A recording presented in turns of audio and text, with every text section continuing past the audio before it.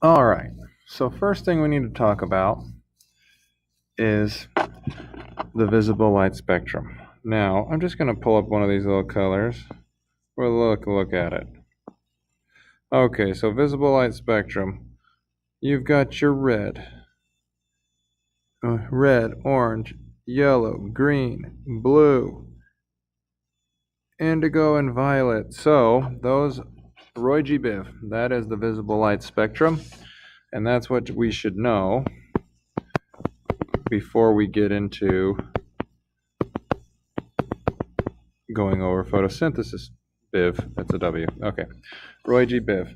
So different wavelengths. So red has a really long wavelength, so it's going to look like this wavelength, whereas violet, like what I'm using, is going to have really short wavelengths like this. All right, they're both giving up energy from the sun in the form of photons. Now, plants can take in those photons and they can use it to their advantage. So what we're going to talk about is how they use this energy from the sun to just make sugar, which is awesome. Now, let's talk about the visible light spectrum a little bit. You're going to have lots of energy given off, and the plants are going to absorb a lot of all the different colors. Now, green is really going to struggle a little bit because they have this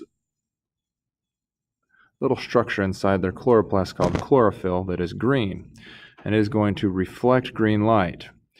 So it's not going to absorb green very well. All the other colors, it'll grow just fine. Some will grow better than others because of the energy they're giving off, but it does not use green very well because of that. Now, there are other plants that use red. They are red. They have red chlorophyll instead of green. So let's talk about that a little bit. Let's go over what's happening with the chlorophyll. And what chlorophyll is, I don't know how to get rid of that circle. Chlorophyll is the green pigment in plants. So let's draw a little chlorophyll. The sun right here. He's so awesome. Now chlorophyll's here. It's going to soak up the light.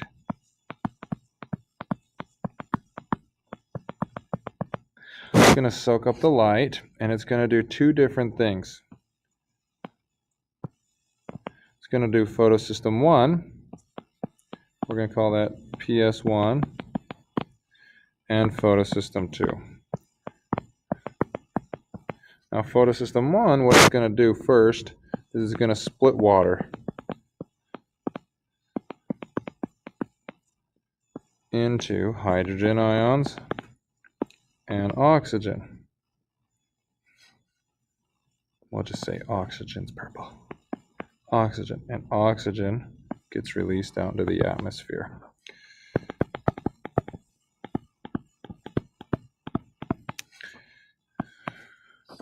So now we've gotten rid of all the oxygen. Let's look at our chemical equation for photosynthesis.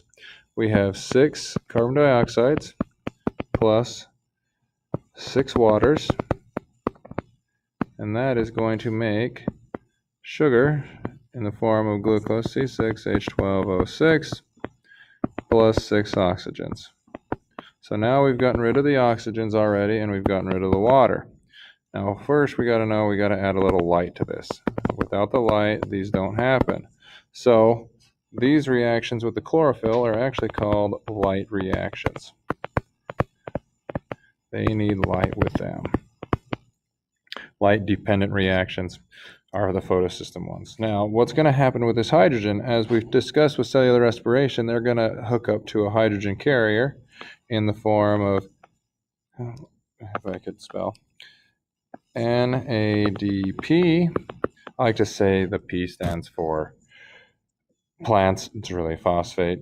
So, and we're going to add that hydrogen there, and the hydrogen has some energy with it.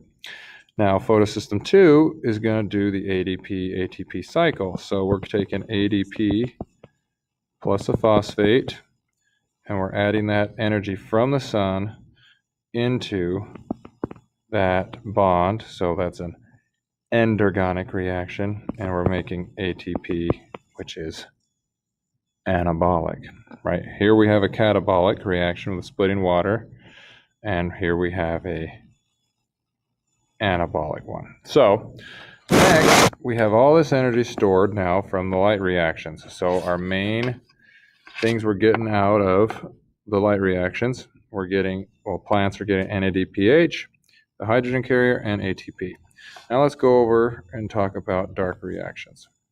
So dark reactions, or light independent reactions, they are called the Calvin cycle.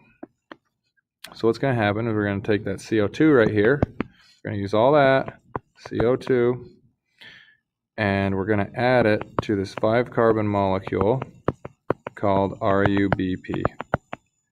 We're adding it in, so this is getting added in, and it's going to come together and make a 6-carbon molecule, but it's going to be unstable, so it makes a 3-carbon molecule, and that molecule is called PGA. PGA is 3-carbon. Now what we're going to do is, this is a very low energy molecule, and we need to gain some energy, and we have energy here and here. So we're going to take the energy from the NADPH, the hydrogen, and we are going to add it into this molecule. So we're adding hydrogens to it, right? Where there's hydrogen, there's energy. So we're also going to take the ATP, the energy from the ATP, and we are going to add that energy in here. So we're adding a bunch of energy to a low energy molecule. That is going to form a high energy 3-carbon molecule called G3P. Now G3P has a bunch of energy in it, and G3P is going to come together, it's 3-carbon, and it is going to combine together to form sugar, which is what's left over with our energy right there, sugar. So these reactions, ATP, right, we're actually performing a couple of catabolic and exergonic reactions, right? Energy's exiting, it's exergonic, and we're breaking down the molecules, that is catabolic, and then we're building them back in and adding the energy back in to these reactions right here with the PGA turning into G3P. So you've got opposites going on. So these are breaking down, releasing energy, breaking down, releasing energy into these reactions, which you're gaining energy, endergonic, and building bigger molecule, which is anabolic. Now at the end, which I'm not too concerned about for you guys, you're just going to take these leftovers and make them back into RUBP. This is called the Calvin cycle. Calvin cycle.